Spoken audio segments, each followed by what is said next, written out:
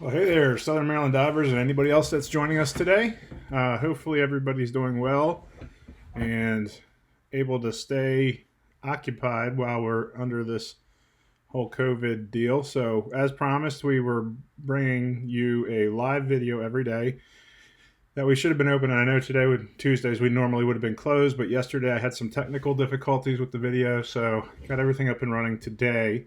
And today's topic is going to be all about tanks. We're going to talk about scuba tanks, different types of tanks, the metals that they're made out of, weighting differences between tanks, and so something you might consider when you start looking at what tank you want to use for a dive, or if you're going to purchase a tank, what tank you're going to purchase, and that type of deal. So all kinds of stuff we're going to talk about. Today's a great day to ask questions. Anything you ever wanted to know about tanks. We talked about valves the other day, din versus yoke. So we're not going to go into any details with that. Today's just pretty much all about tanks. And so I guess I really haven't had an order that I had in mind for this, but we'll start with the two main different types of tanks. There's actually three different ones out there used for scuba right now, but the main ones are aluminum and steel. There is a third one, carbon fiber tanks, that are very similar to the tanks that a firefighter uses, but they're very, very expensive. They have a complete lifetime span of 15 years. So from the time they're made, they are only good for 15 years. They still have to get tested, just like regular tanks do. Regular aluminum and steel tanks do, but they only last for 15 years. The advantage of the carbon fiber wrap tanks are that they're super light. And so it's an advantage and a disadvantage depending on how you look at it. So what I have up here now is the Luxfer aluminum tank spec sheet. And this is a great resource to go to if you're trying to figure out how much weight you're going to need for a dive with a specific tank. And so, for example, one of the most common tanks is this LX80, which is a aluminum 80. That's the one you have when you take scuba class. They're the most commonly available tank throughout the world, and probably the most common tank you'll see, period. And so what you can do is you can look at these. I'm going to show you this. This one down here is called a neutral 80. I'll show you the difference in a second. So you can scroll over. The working pressure of the tank is 3,000 psi. So that means that when that tank is full, it should be at 3,000 psi. And then if you look over here, this is an interesting little fact. When it's full, it's not really 80 cubic feet. It's only 77.4 cubic feet. And that would be at exactly 3,000 psi. So a few psi up, it's going to be a little bit more. A few psi under that fill pressure, it's going to be a little bit less. Here's some interesting stuff if you're looking for a specific tank based on your body size. So if you're a shorter person, you might go with something that's a little bit shorter so it's not hitting the back of the head. Your diameter, if you're looking for a tank boot or something along that lines. And then the weight of the tank when it's empty. So when we talk about the weight, that's without a valve, and just the tank itself, the actual alloy itself is 31.5 pounds for an aluminum 80. Here's the interesting part about this chart. And so a lot of people ask, how much do I need to put weight on? Well, when we talk about weighting ourselves for scuba class, what we like to do is, let's say what the training agencies tell you to do, is to completely empty your BCD and somewhere that you can stand up in the water, put the regulator in your mouth, completely empty your BCD, and then with just a normal breath, you're going to want your eyes to be right at the water level. So that is what they say is perfectly weighted for a dive. Well, that's not exactly true. So if you look at this chart, the aluminum 80, when it's full, is actually negative 1.7 pounds. So it's 1.7 pounds heavy. So at the beginning of a dive, if you're perfectly weighted, you're going to be fine for the first part of the dive. As you start to use the gas in that tank, it actually gets 4.2 pounds buoyant, which is interesting fact. So if you're perfectly weighted at the beginning of a dive, and I mean perfectly weighted, by the time you use up a half to, probably close to a half of that tank, you're going to actually start getting buoyant throughout the dive. And so you can see that there is a 5-pound, almost 6-pound swing here. So really what you're going to want to do is weight yourself a little bit heavier than at the beginning of the dive. So what we like to do in the case of training, at least for me when I'm teaching open water, I actually like to bring you guys back we'll go out and do a normal dive, we'll come back and we'll drain that tank down, just purge the regulator, drain it down to 200 psi, and then weight yourself perfectly at 200 psi, and that's a good starting weight for the dive, because you don't want to find out that you're buoyant when you're trying to do a safety stop, because trying to swim to keep yourself down at the safety stop for 3 minutes, 5 minutes, whatever your safety stop is going to be, is kind of a pain in the butt. And so you can use this chart, and I'll make links to this on our website so that you can download this. It's a PDF. It's you guys can use it for your references. But all the different size tanks here have all the weighting properties of it. Now this one I mentioned, the neutrally buoyant 80, is actually a 3,300 psi tank. Same cubic feet. And then it's actually only 0.06 pounds buoyant when it's empty. We talk about it being buoyant. So for instance, I said this one's 4 pounds buoyant. When an aluminum 80 is empty or close to empty, when we say it's buoyant, you can actually throw that tank by itself in the water and it's going to float. As heavy as it is outside of the water, you throw it in there at 200-300 psi and that tank will actually float. I know it sounds crazy, but when the air is compressed, it actually weighs. And then so as you breathe it, you're going to get more buoyant. So this one's only 0.06 buoyant, and that's almost not enough to even bring it up. With a valve on there, you're not going to breathe. It's not going to make you very buoyant. But it's also much more negatively buoyant when it's full. So we would want to weight ourselves accordingly. So that's the chart. There's also a chart for steel tanks. And same information here. It shows all of the specs for each one of the tanks. One thing I did want to touch on is the difference between low pressure and high pressure. So when we talk about tanks, very common thing that we see is that people will say, oh, I have more pressure, that means that I have more air. Well, that is not true at all.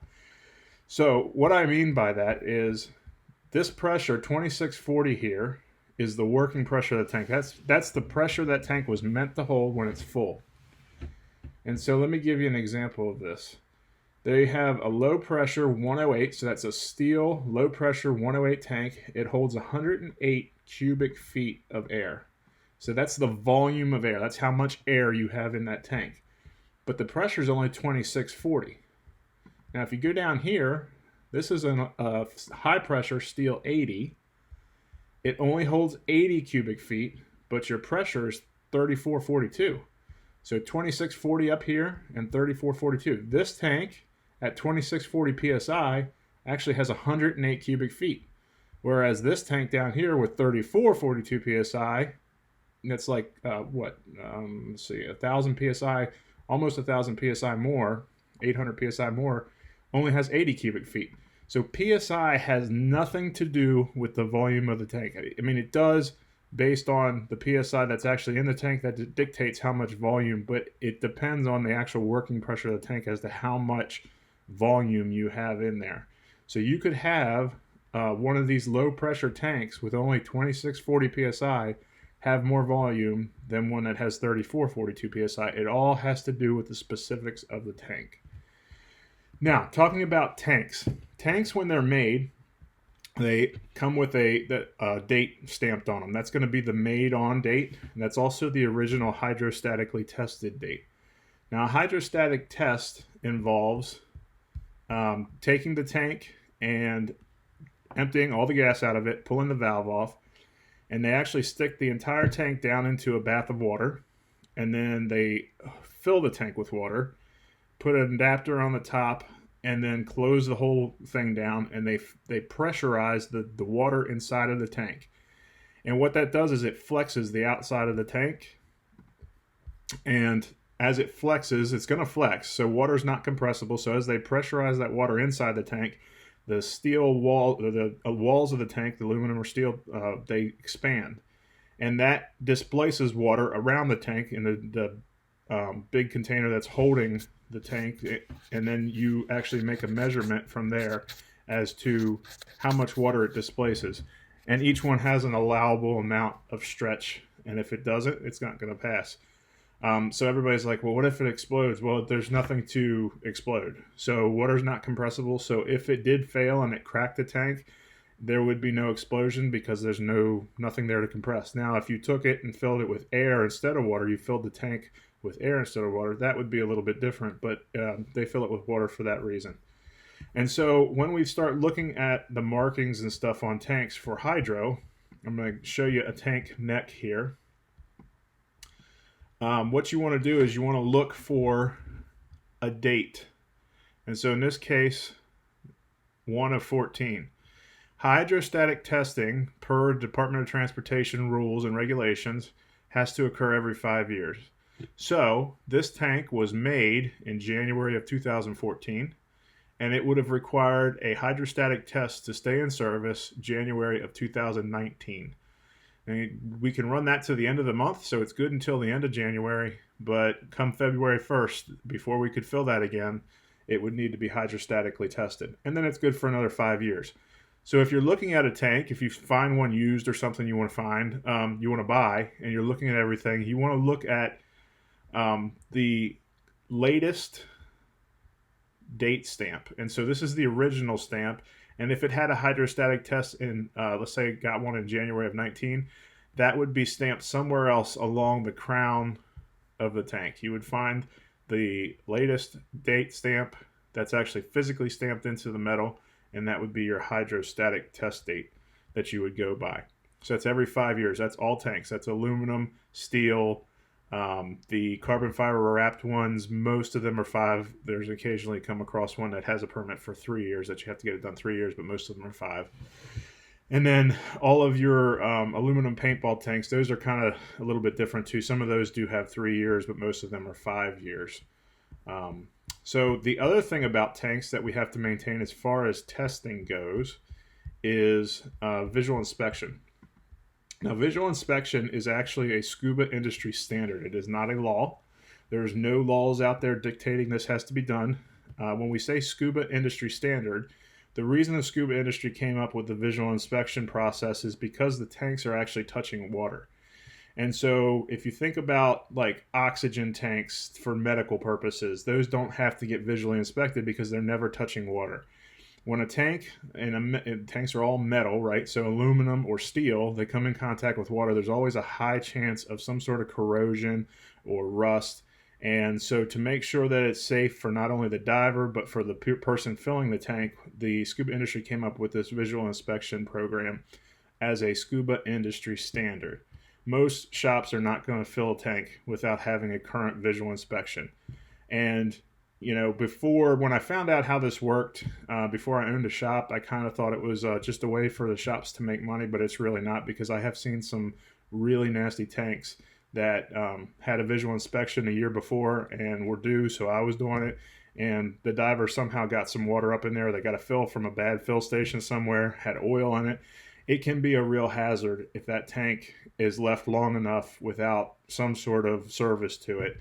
And so the visual inspection is actually something to keep everybody safe. This is our visual inspection certificate. And so if you were to look at this on a tank, this is done yearly. And so what we do is we would stamp out an area, say up here, there would be a stamp on January or February. Or if I were doing a visual inspection on a tank today, it would get stamped for March and then for 2020.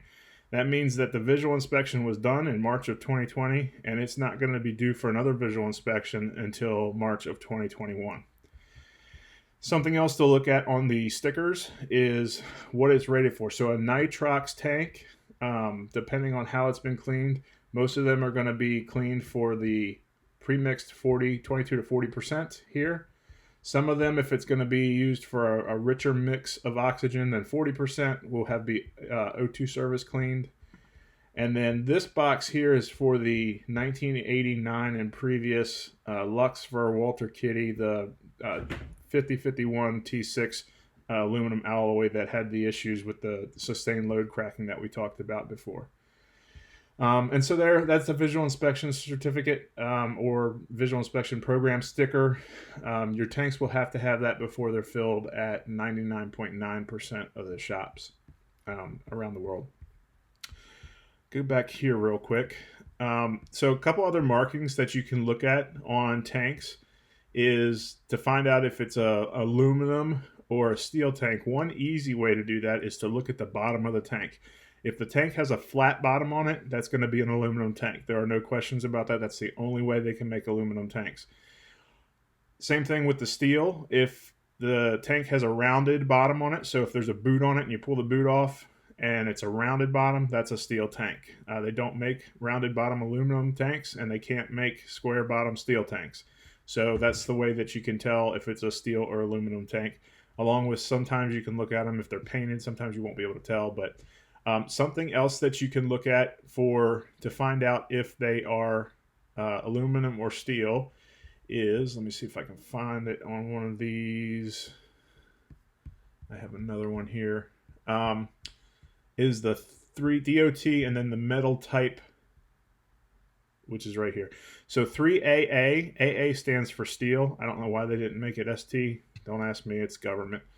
And then to make it real easy, 3AL, aluminum. AL is aluminum. So it's going to be 3AA or 3AL. And that's going to be the designation of what the metal is on the tank. Something else to look at is the government agency. If you find a tank, say you're out going around looking at yard sales or something, and you come across a tank and it's priced out really good and blah, blah, blah, and you find one that only has CTC on here, that's a pretty old tank. All this, that's for Canada, Canada Training Commission, or Trading Commission, I believe, or Transportation Commission, something like that. The CTC, if it only has CTC on it and DOT isn't stamped somewhere on that, that means that it hasn't been through the DOT process yet, which means that it's a fairly old tank. You will see some that have CTC and then DOT stamped above it, and that means that it's been at a hydro tester here in the States. Over here, and you'll find sometimes these are all in line like this, but not always, so you might have to look around. This is the working pressure of the tank. So some of the older steel tanks, they were actually 2250 PSI. And here's another good example of where PSI does not equate to how much gas you have in the tank. Because a steel 72 tank at 2250 PSI has 72 cubic feet.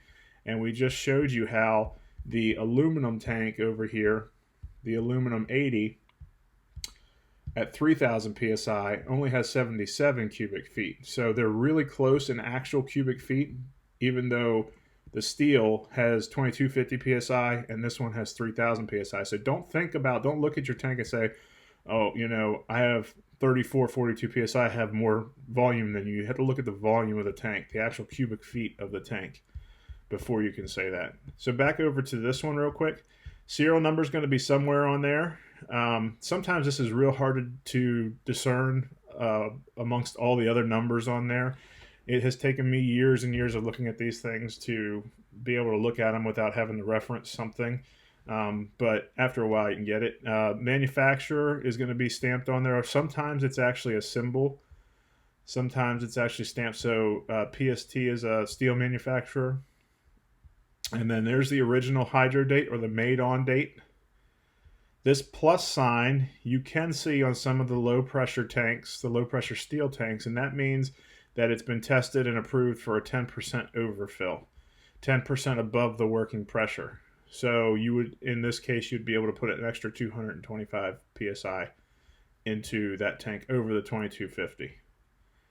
And then you won't see these on Scuba anywhere. These are for big DOT tanks, like the big storage cylinders we have. If they're going to be static and they're not moving anywhere, they can be approved for a 10-year hydro versus a 5-year hydrostatic test. And that applies mostly to the tanks that are static. They're not moving. They're not being transported, i.e. the Department of Transportation. So some other things you might look on here and say, okay, well, what's that? So here, the X7100. X7 is the actual designation from the manufacturer of the tank. 100 being that's a 100 cubic foot tank, so 100 cubic feet. DOT SP, this number right here, the special permit number, you can actually Google that and pull up the DOT special permit that was granted to this tank and look at the specifications. Those special permits have to be renewed every so often, so they're only good for a date range.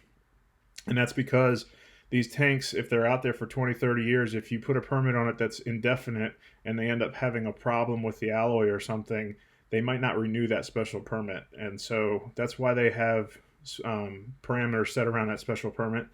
And then if you go over here, 3442 is the working pressure of that tank. TP is for test pressure. That's for the hydrostatic tester to use. And so a 3442 PSI tank is actually pumped up to 5250 PSI when the hydrostatic test occurs. And XS Scuba would be the, they're actually not the manufacturer, but they are the distributor of these tanks. And so that's what that means. Let's see here. What else? So we talked about VIP and hydro. I talked about the importance of not necessarily thinking that your PSI equates to how much air you have, because it really is based on the volume of the tank, not necessarily how much PSI you have. We talked about the specs. Let me switch over to here. These spec sheets are really handy when you're planning out a dive. A lot of people you will see will choose to use a steel tank, not only because the steel tanks generally have, not all of them, but generally have more volume. So everybody's used to 80. All of these tanks on the steel side under here are actually more volume than aluminum 80. So 100 cubic feet, 117, 120, 133, 149. And the other reason that they're very popular is because none of them are positively buoyant by a lot when they're empty. And so you look here, none of these numbers right here, the positively buoyant portion of it is very high, versus if you look over at the aluminums, almost all of these have, I mean, look at, there's 4.2 positive buoyancy poundage when you have an empty tank with an aluminum tank like that. We talked about the VIP process, and I don't know, is there any more questions? I have a couple people pulled up here. I'm hoping that this made sense to everybody. Hey Dave, I see you watching, I think as Dave. Is Dave still there?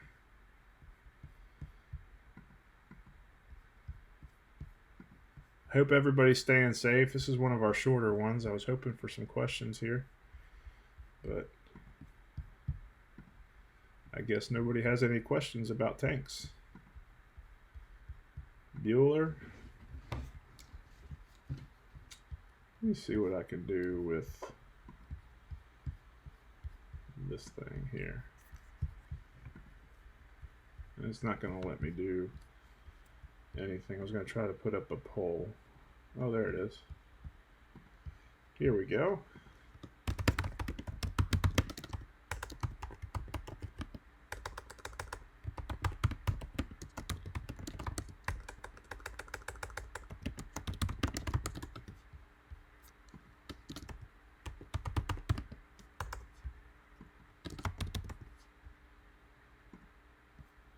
Did that pop up? There we go. Do you prefer aluminum or steel tanks? For the 2 people watching. And we will allow voting.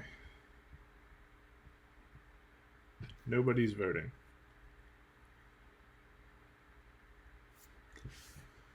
Alrighty then. Well, I'm going to leave it with real quick, just because this is a really cool video.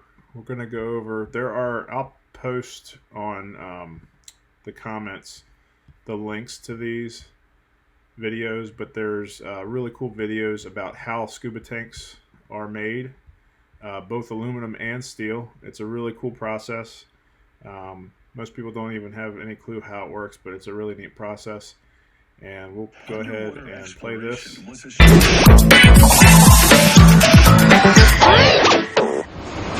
Underwater exploration was a shallow experience until scuba tanks were developed in the middle of the 20th century.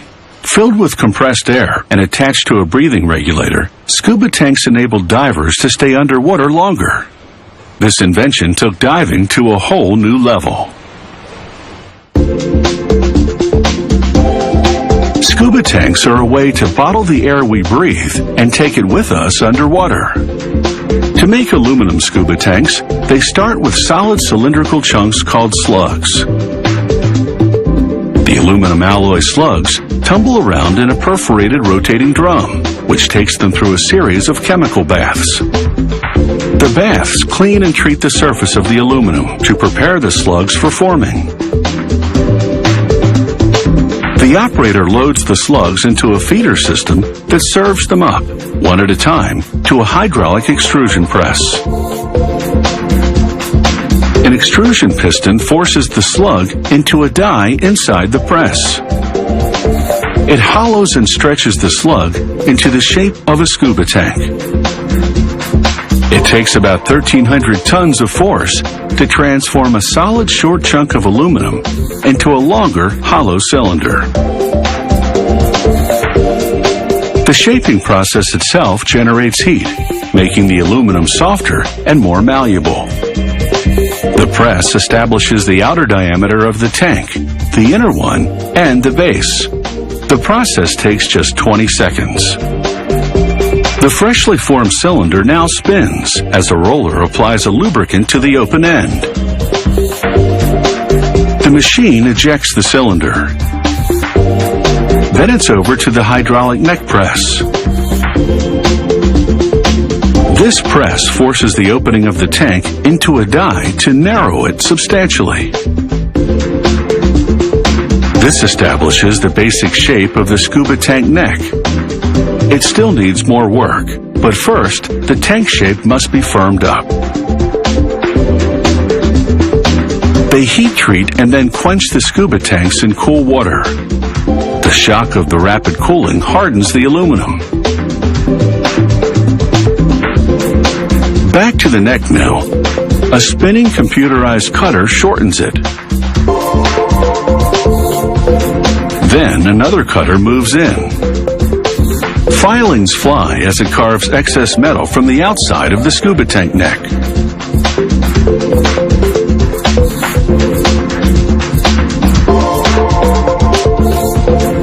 A computerized drill widens the neck hole and cuts a pocket for an O-ring seal.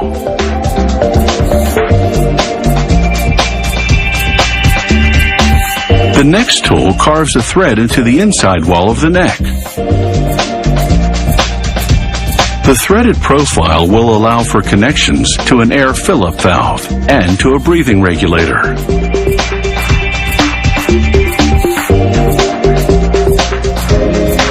Every scuba tank undergoes a test to measure tank expansion under pressure. They fill each scuba tank with water and place it in a test jacket that's also filled with water. Testing equipment increases the pressure in the scuba tank, and the tank expands, placing water from the test jacket. By measuring the displaced water, they determine the rate of tank expansion, and if it's acceptable, the tank moves on. A scuba tank now spins against a sanding belt. This sanding gives the exterior a brushed finish, which some divers prefer. They etch the serial number and other information onto the upper part of the tank. For a more colorful look, the factory applies a vibrant translucent powder coat to the brushed finish. The finish is purely aesthetic. Aluminum doesn't rust, so a natural finish would weather underwater conditions as well as the powder coat. They bake on the powder coat, giving the tanks a glossy look. These aluminum scuba tanks are now ready to take the pressure. Life is sure to be one underwater adventure after another.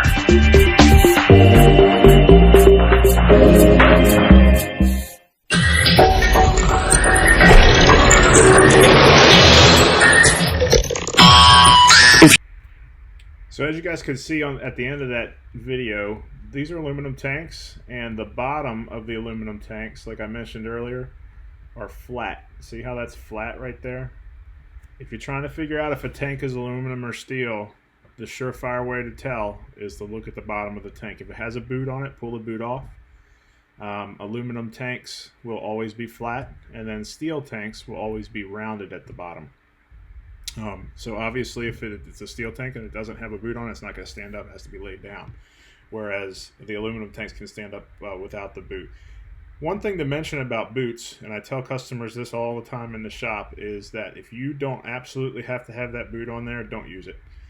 Because it does keep water in there, and if you're not religious about pulling that boot off and rinsing that tank with fresh water and the boot with fresh water after you have it in salt or brackish water, it's going to hold that water, and it ends up causing corrosion, paint chipping.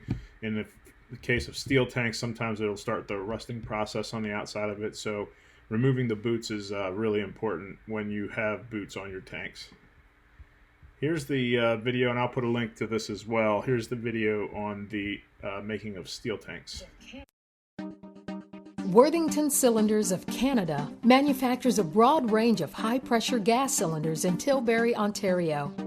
These cylinders are used in markets such as industrial gases, medical gases, fire protection, specialty electronic gases, military applications, and scuba cylinders. Product quality and public safety are the major focus in the design and manufacture of these products. Our DOT and TC cylinders are made from a high-grade chromoly alloy. Very stringent requirements are placed on grain structure, impurity levels, and microcleanliness. Raw material is spherodized annealed for greatest ductility in deep draw operations. Lubrication of the raw material prior to deep drawing consists of zinc phosphate and sodium stearate, or soap. Blanks can be seen here emerging from the liquefied soap tank. Once the blanks are allowed to dry, they are centered over an intake die for the first of 2 or 3 deep draw and ironing operations. This tooling is made from either high-grade tool steel, or it is sometimes inserted with carbide to provide better wear resistance. The first draw or cupping press utilizes up to 800 tons of force to complete the draw. After the cup exits the last ironing die, stripper jaws are engaged to remove the cup from the mandrel. After annealing, cleaning, and relubrication operations, first draw cups and secondary cups are processed through the final draw. This press utilizes up to 250 tons of force. Since draw rates are relatively quick, a flood-type coolant is used to prevent overheating. Most scuba cylinders are produced in 3 draws, each performing approximately 60% reduction of the material diameter and thickness. The deep draw and ironing process produces scuba cylinders with optimum buoyancy characteristics due to excellent wall thickness control. In order to accurately control cylinder uniformity and length, the open end of the shell is subject to a trimming operation. After ultrasonic inspection is completed, an oxygen fuel gas torch is used to heat the open end of the cylinder shell to approximately 1600 degrees Fahrenheit. The hot spinning process is used to form the upper portion of the cylinder. It is placed into a spinning lathe that operates at about 1000 RPM and is programmed using CNC technology. Using synchronous movements of 2 axes, the machine gradually forms the shoulder and neck areas of the cylinder. The hot spinning process must be carried out with care and expertise so that folds or other defects are not introduced into the neck area of the cylinder. Shoulder profiles are normally hemispherical in shape, with a thickness approaching 2 to 3 times the sidewall thickness near the neck. Worthington cylinders are closed completely prior to heat treatment, which minimizes interior oxidation for a smoother surface finish. All cylinders are processed through a direct-fired austenitizing furnace, followed by an aqueous polymer quenchant, and then a direct-fired tempering furnace. These furnaces are computer-controlled to ensure optimum and consistent mechanical properties needed to meet regulatory and customer needs. Cylinders are then machined to provide the required internal thread and O-ring groove if necessary. Machining coolants are 100% synthetic so that hydrocarbons are not introduced into the cylinder. Oxides that are formed during heat treat operations are removed by shot blasting. This is a very effective method of cleaning steel surfaces. The cylinder interior is also blasted to provide excellent cleanliness. Hydrostatic testing is performed using the volumetric expansion method. Prior to performing the test, the internal volume and tare weight is recorded for each individual cylinder. Cylinders are either pressurized to 5/3 of service pressure for DOT 3AA cylinders or to a different specified value for special permit cylinders. Once testing is complete, cylinders are cleaned with hot water and purified air. Cylinders are permanently marked with regulatory information, such as the specification, service pressure, test date, and serial number. Often, additional customer markings will be added. The majority of industrial gas cylinders, a corrosion-resistant primer combined with a top coat is a sufficient finishing system. Scuba cylinders receive the best corrosion protection available for steel. Hot dip galvanizing.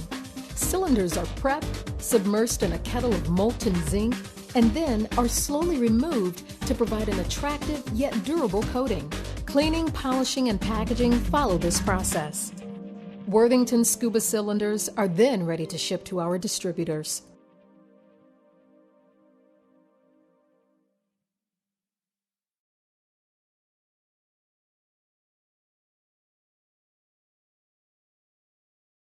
All right, so you guys could see how both aluminum and steel tanks were made. Pretty cool little process there. People wonder why they're so expensive. There's a lot involved with making them. So that's also the fact that they're heavy and they have to be shipped and all that good stuff. So that's about it for tanks today. We added on those videos at the end. Anybody have any questions? I see nothing over there. I do have an answer to the poll. One person chose steel tanks. I prefer steel tanks myself, mostly because it helps me get some of the weight off of my my rig. When I say that, it's still my total rig weight still is the same, but I can take some of the actual weights. I don't have to wear weights normally when I have a steel tank because it's a little bit heavier, and it maintains some negative buoyancy even at the end of the dive when it's empty. All right, guys. Well, I think that's it for today. I was hoping for some questions, but I guess nobody had any questions about tanks. I will put those charts that I had, the reference charts, the spec charts on the aluminum and steel tanks on the Facebook page. You guys can download them. They're PDFs. Use them as you want. And if you have any more questions, feel free to post it onto the video comments section here, and I'll answer them as I see them pop up. And our next Facebook Live will be tomorrow. I have not decided yet, but I think you might have your favorite Facebook Live presenter coming on tomorrow, John Glenn. And I don't know what topic he's going to choose. He has a bunch of stuff that he threw past me today, and I think they're all great ideas. If not, it'll be me again, and I'll pick a topic and post it tomorrow morning sometime. So, all right, guys, everybody stay safe, stay socially distanced, pleased, and if you need anything, holler. Due to the fact that we have some public safety entities that we service, we are still going to be staying to an appointment-only basis. Just the shop is still closed. We actually were forced to close yesterday per the governor, but we were closed almost 2 weeks before that forced closure came. And the appointment-only status we can maintain since we don't have hours. We're technically closed, and we do service and provide service for some public safety entities, some law enforcement agencies, and also some select military agencies. So we're technically fall into that essential services, but we don't need to maintain full-time hours for that. So technically the shop's still closed, but appointment only is still available. So hit us up if you need anything, and we will see you on the next Facebook Live.